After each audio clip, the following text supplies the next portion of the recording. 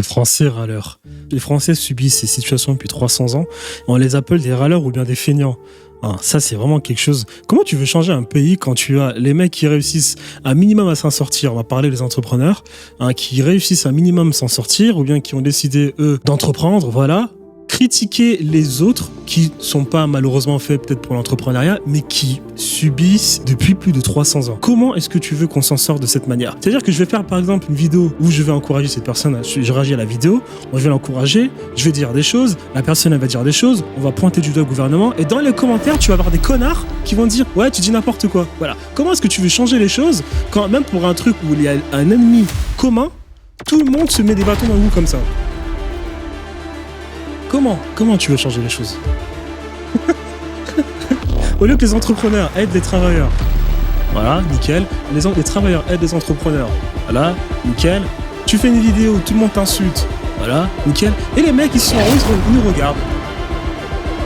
Bon. Regardez, ils sont en train de s'embrouiller. Ils sont même pas capables de s'entendre entre eux pour faire une révolution. Comment est-ce que tu veux changer les choses? Les impôts. Voilà un sujet épineux. Peut-être le vrai nerf de la guerre. Si bien que selon certains... Honnêtement, les impôts, c'est pas un problème en soi. Les impôts, c'est pas un problème. Le problème en France qu'on a, c'est la monarchie technocrate qui s'est accaparée. Il y a une forme de connivence derrière. Parce que quand vous regardez les pays nordiques, c'est des pays libéraux socialistes, quoi. C'est-à-dire que voilà, les gens ont la liberté d'entreprendre, mais derrière, tu vas payer les taxes chères. Et ensuite, derrière, tu vois où va l'argent. Quand tu vois à quel point ces pays sont beaux ou bien il y a une forme de sécurité dans ces pays. En France, non. En France, on prend des impôts. Tu vois, on ne sait pas à quoi ça sert, ça va nulle part. Les impôts, c'est pas un problème. Le truc, ce que je voulais dire, c'est que vous avez par exemple la Suisse. La Suisse, parce que pour qu'un pays aille bien, il faudrait déjà de un qu'il soit décentralisé. Et ça, la France l'a connu, cette décentralisation économique avec les corporations. Ok, on a niqué les verrous. Maintenant, t'as un patron de la finance qui peut devenir le patron d'un hôpital, bien d'ouvriers ou bien d'agriculteurs au travers d'une entreprise écran, tu vois, une société écran, tu vois, et au travers du taux d'intérêt, ce qui était impossible avant. D'accord. Donc, le problème, c'est que, par exemple, vous prenez la Suisse, elle laisse ses gens faire du libéralisme, mais derrière, l'État, sans pour autant trop empiéter sur ces entrepreneurs libéraux, eh bien, il met en place quand même des formes d'action sociale pour aider les plus démunis. Donc, les agriculteurs qui se font bouffer par les industriels, ou bien les petits commerçants, les artisans, et voilà. En France, non. En France, t'as le gouvernement. Alors lui, il pille les entrepreneurs, il pille les travailleurs, et t'as les mecs tout en haut qui, eux, vivent comme des petits rois. Ils vivent comme l'église catholique de Rome, tu vois. Les abbés, là, ouais, c'est ça, les abbés Richelieu, Montmazarin. Ouais, c'est ça. Ouais, l'église catholique, elle est pas soumise au vote. Elle est là, tranquille. Et en plus, elle perçoit un impôt, la dîme. Bah, c'est ce qui se passe chez ces mecs. Mais ils ne font que profiter les gros industriels.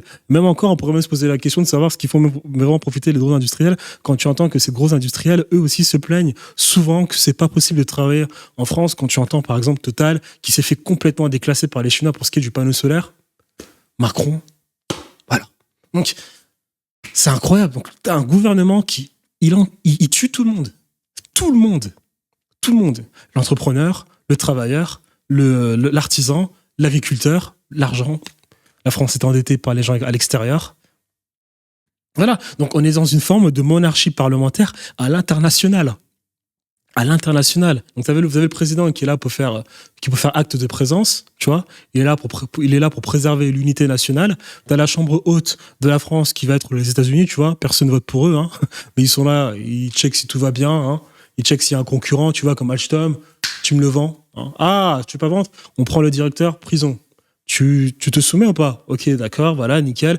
Et après, t'as la chambre basse, hein, avec de fausses élections. C'est la Commission européenne, voilà, qui vous dit non, ça c'est pas normal, ça c'est pas normal, ça c'est pas normal, ça c'est pas normal. Et après, t'as tous les bouffons du coin là, LFI, RN, qui font semblant, qui vont changer les choses. Fais-moi rire. certains, c'est à cause d'eux que les Français sont étouffés financièrement. Car si les taxes n'ont évidemment jamais été très populaires, elles semblent aujourd'hui plus écrasantes que jamais. Et ça, dans le contexte actuel, ça en inquiète plus d'un. La France est quasi championne du monde en matière d'imposition, au coude à coude avec le Danemark. Les Français se plaignent d'être moins bien payés. Mais pourquoi on est moins bien payés qu'ailleurs? Parce qu'on paye plus d'impôts, c'est tout simplement. Pour vous donner une idée, il y a au moins 500 taxes en France. Et c'est justement cette accumulation qui est pointée du doigt. Car si les sociétés sont taxées, que les salaires des 500 taxes. Moi, j'ai vu 384. travailleurs aussi, que votre entreprise paie un impôt sur votre salaire, que vous-même payez ensuite des impôts lorsque vous le touchez, et que derrière tout ce que vous achetez avec est encore taxé, vous vous demandez peut-être « mais où va mon argent ?» Eh bien, il semble qu'il s'envole partout et nulle part à la fois. Nulle part, car chaque année, on estime la fraude fiscale à au moins 80 milliards d'euros, loin devant la fraude sociale. Îles Caïmans, Luxembourg, Bermudes, choisissez. Et partout, car notre célèbre système de rétribution distribue l'argent dans de nombreuses prestations. Les retraites, le chômage, les aides diverses, tout ceci coûte de plus en plus cher à la France. Enfin, surtout à vous. Car qui dit rétribution dit autofinancement. C'est vous qui financez tout ça. On parle d'environ 900 milliards d'euros par an. Et si beaucoup tiennent à ce modèle et pensent qu'on peut le conserver en adaptant simplement 2 ou 3 choses par-ci par-là, c'est peut-être moins le cas du gouvernement, qui aimerait, selon certains, se faire l'économie de telles dépenses. On met un pognon de dingue dans des minima sociaux, les gens ils sont quand même pauvres. Par ailleurs, vos impôts servent aussi à entretenir d'autres services, eux aussi dits gratuits, mais que vous avez en fait financés intégralement. Le problème, c'est que peu d'entre vous voient leur retour sur investissement. On pourrait faire comme le français râleur et parler de ces routes toujours cabossées mais jamais réparées, que des millions. Le français râleur. Les Français subissent ces situations depuis 300 ans. On les appelle des râleurs ou bien des feignants.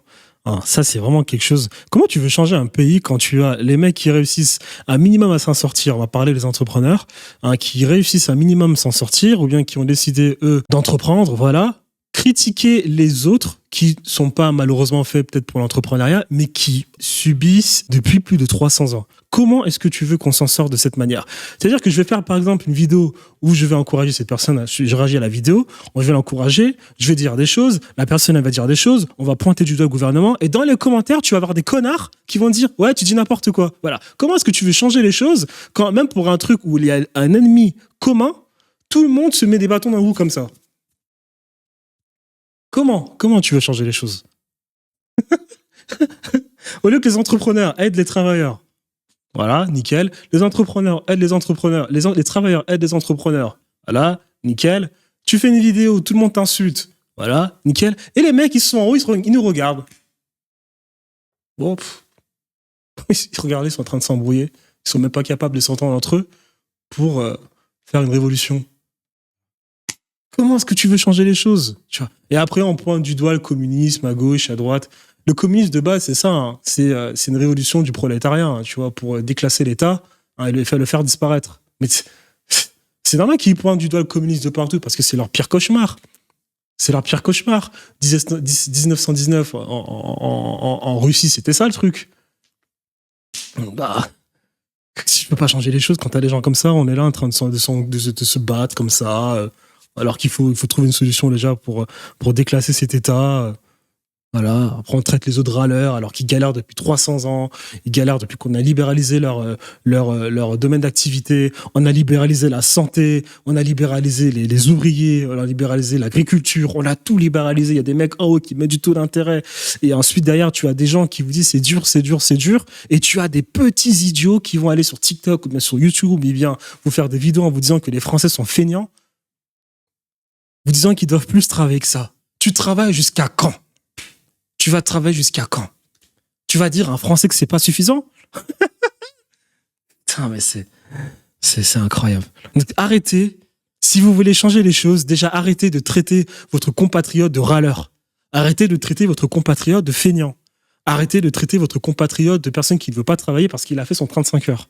C'est pas comme ça qu'on change les choses, enfin. C'est pas comme ça qu'on change les choses. Punaise.